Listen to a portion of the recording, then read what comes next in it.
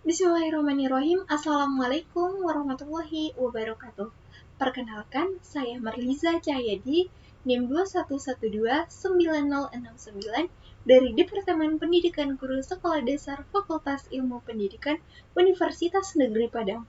Pada kesempatan kali ini, saya akan membuat video pembelajaran sebagai proyek akhir ujian akhir semester pada mata kuliah Filsafat Pendidikan dengan dosen pengampu Ibu Dr. Randa Eldarni MPD. Adapun materi yang akan saya bahas pada kesempatan kali ini adalah etika dan etika profesional. Nah, yang pertama, hakikat etika. Etika secara etimologi berasal dari kata Yunani, yakni ethos yang berarti watak, kesusilaan atau adat.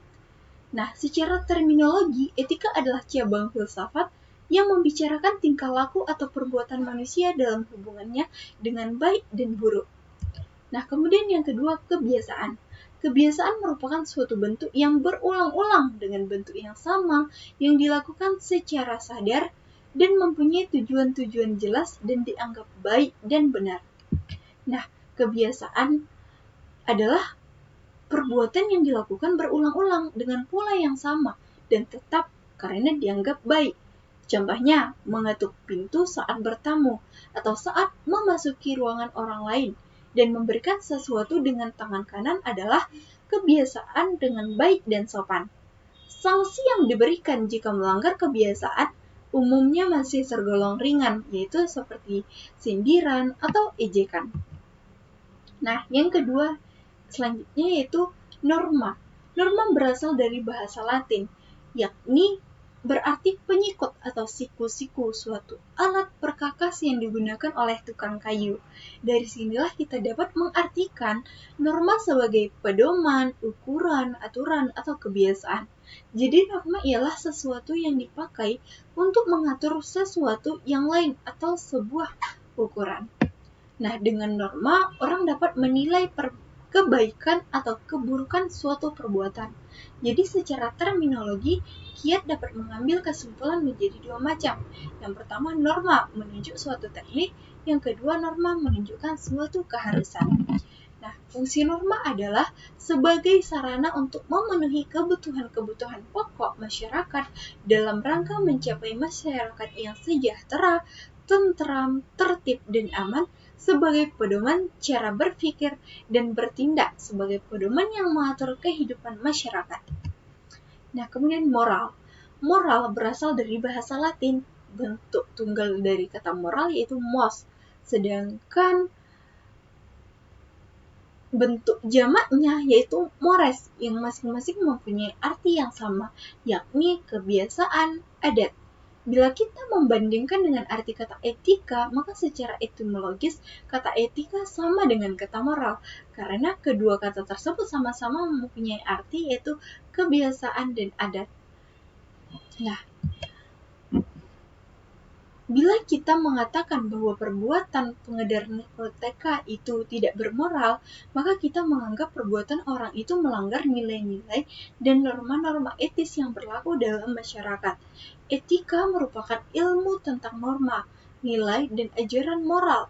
Etika merupakan filsafat yang merefleksikan ajaran moral. Nah, selanjutnya etika profesional. Etika profesional adalah seperangkat prinsip, moral, dan nilai-nilai yang mengarahkan perilaku individu dalam lingkungan profesional atau moral yang khusus terkait dengan pekerjaan atau profesi tertentu serta bertanggung jawab. Moral yang melekat pada individu yang bekerja dalam konteks tersebut. Nah, tujuan dari etika profesional adalah untuk memastikan bahwa praktik-praktik dalam dunia kerja sesuai standar moral yang tinggi, mempromosikan keadilan, integritas, dan juga tanggung jawab. Kemudian ada prinsip-prinsip etika profesional. Yang pertama, prinsip otonomi. Nah, ini mewajibkan setiap pelaku profesi memiliki wewenang dan kebebasan bekerja dan berpendapat sesuai dengan profesi yang dijalankan. Prinsip ini menuntut agar setiap kaum profesional memiliki dan diberikan kebebasan dalam menjalankan profesinya. Yang kedua, prinsip integritas moral. Nah, Prinsip ini mewajibkan setiap pelaku profesinya untuk secara konsisten memiliki moral dan kejujuran dalam menjalankan pekerjaannya. Pelaku profesi harus selalu bersikap adil, mementingkan profesi, dan memikirkan kepentingan masyarakat.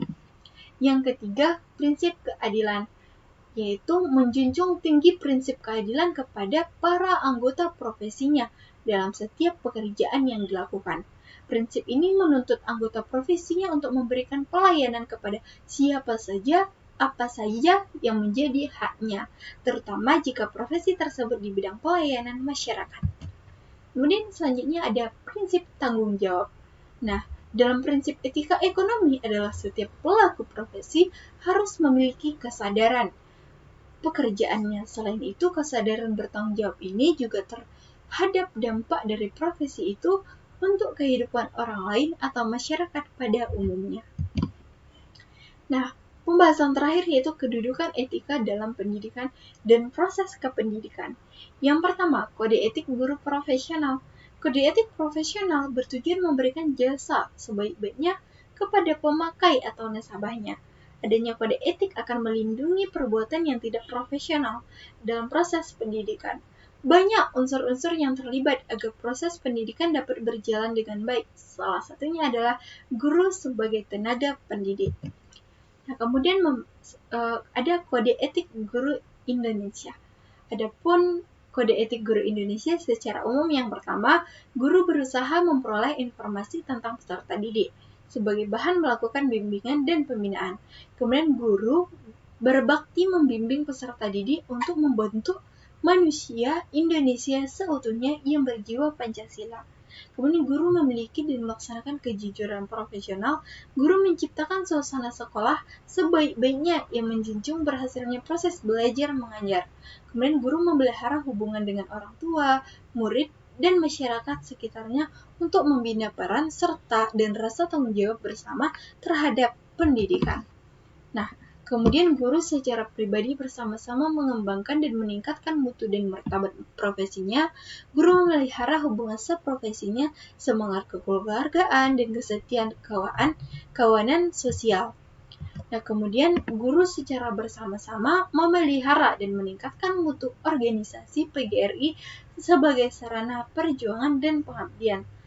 Kemudian guru melaksanakan segala kebijakan pemerintah dalam bidang pendidikan. Nah, selanjutnya ada etika guru profesional terhadap peraturan perundang-undangan. Nah, melaksanakan segala kebijakan pemerintah dalam bidang pendidikan dengan jelas bahwa dalam kode etik tersebut diatur bahwa guru Indonesia harus taat akan peraturan undang-undang yang dibuat oleh pemerintah, dalam hal ini Departemen Pendidikan Nasional. Guru merupakan aparatur negara dan abdi negara dalam bidang pendidikan. Oleh karena itu, guru mutlak harus mengetahui kebijaksanaan pemerintah dalam bidang pendidikan dan melaksanakannya sebagai aturan yang berlaku. Nah, kemudian etika guru profesional terhadap anak didik. Nah, dalam kode etik Indonesia dengan jelas dituliskan bahwa guru berbakti membimbing peserta didik untuk membentuk manusia seutuhnya yang berjiwa Pancasila. Dalam membimbing anak didiknya, Ki Hajar Dewantara mengemukakan 3 kalimat padat yang terkenal, yaitu ing ngarso sung tulodo, ing matyo mungun karso, dan tuturi handayani. Nah, dari ketiga kalimat tersebut, etika guru terhadap peserta didik tercermin. Kalimat-kalimat tersebut mempunyai makna yang sesuai dalam konteks ini. Nah, kemudian ada etika guru profesional terhadap pekerjaannya. Pekerjaan guru adalah pekerjaan yang mulia. Sebagai seorang profesional, guru harus melayani masyarakat dalam bidang pendidikan dengan profesional juga. Agar dapat memberikan layanan yang memuaskan masyarakat, guru harus dapat menyesuaikan kemampuan dan pengetahuan dengan keinginan dan permintaan masyarakat. Nah, kemudian guru profesional terhadap pekerjaannya.